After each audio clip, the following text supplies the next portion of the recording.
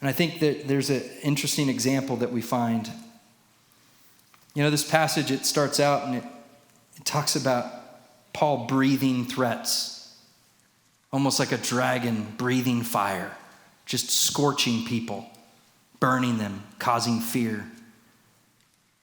And then it later says that when he could see, while he was physically blind, the way that he was able to see was that what fell from his eyes?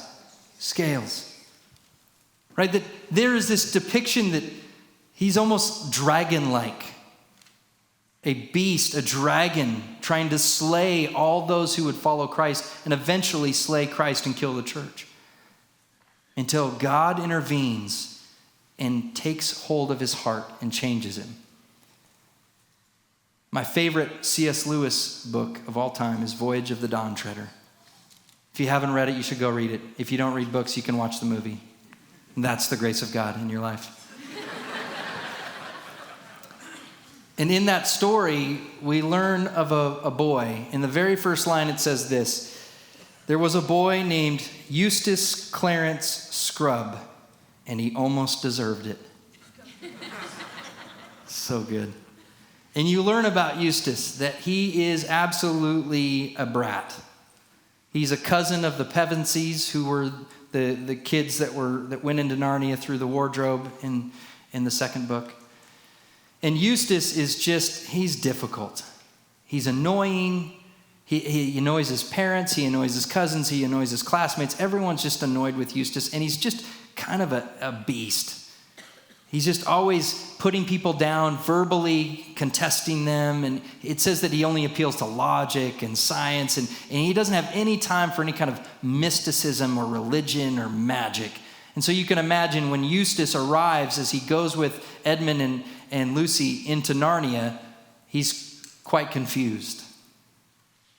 And as he is there, he continues to be Eustace Scrubb, and he annoys every one of his shipmates that is aboard the Dawn Treader with Prince Caspian.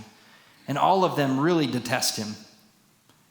And they arrive at this island where they kind of get separated, and there's some treasure involved, and there's a pond, and there's a dragon near it, and Eustace gets separated from the group. He ends up at this pond, and there's another dragon there, and so he ends up killing the dragon, and tired by that adventure, he takes a drink from the pond. What he doesn't know is that that's a magic island, and that's a magic pond, and that pond turned him into a dragon. But he has no ability to communicate it because he lost his voice. So he can't tell people what's happened. So eventually he's flying back to the ship. They think it's a dragon. They're trying to kill him. And he grabs Edmund, and he's able to, with the flame he's able to throw out of his mouth, write in the ground, "I am Eustace." So now they know Eustace has turned into a dragon. And what C.S. Lewis is depicting is that what was truly inside of Eustace's heart is now manifest. That he is a dragon. He's an absolute beast, throwing fire and hurling fire at people. And eventually, he's remorseful. He doesn't like being a dragon. He doesn't like everyone being afraid of him. He wishes he could go back to just being a boy. But he has no ability, and neither do his shipmates. No one can change him back into a boy. As much as they might try to manufacture him into boyness, he can't. Until Aslan approaches him. Aslan approaches him and draws him to another pond. It's a well bubbling up with living water. And he's brought to this living water, and he's told that in order to be transformed, to be restored, he has to go into the bubbling water. But before he goes, he must remove his skin. Kind of like a snake sheds its skin, he as a dragon has to shed his skin. And so he goes to work on it. If he's going to be restored, if he's going to be saved from being this beast, he's got to remove his skin. So he starts ripping and tearing and scraping at it. And he looks around and he sees scales all around, and he's very pleased because he thinks, oh, it's working. And then as he gets ready to step his first toe in, he realizes it's still a dragon foot. He hasn't removed the skin. In fact, it's all grown back. He does this 2 more times, attempting to remove the skin from him. And then Aslan says, I'm sorry, but only I can do that. Only Aslan can remove the skin so that he's able to enter the water. And so he says to Eustace, the dragon, lay on your back. And then he takes his lion paw and he begins to tear away Eustace's dragon skin. And Eustace, in the book, it describes that the first tug felt like it pierced all the way to his heart and was tearing his own heart out. And there he removes the skin. And finally, he's able to go into the water and he's restored. He's Eustace the boy all over again. But he returns to his shipmates completely different.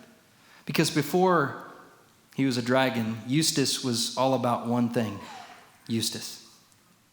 He was all about himself. But Eustace will go on into the series being an advocate for Aslan. Trusting in, and his confidence is in Aslan. And the only way that that happens is because Aslan removed his skin, changed his heart, and made him a true Narnian. We encounter Paul in this passage. And we see that Paul had to go through pain. It was not easy. You imagine being blind and desperate like that. But the pain isn't punishment. It's meant to draw.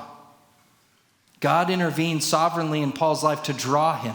And so sometimes we might feel God's pursuit as a lion tearing at us, but recognize it's not punishment. He's trying to draw you to himself because he's in pursuit of you. He doesn't want to crush his enemies. He wants to convert them.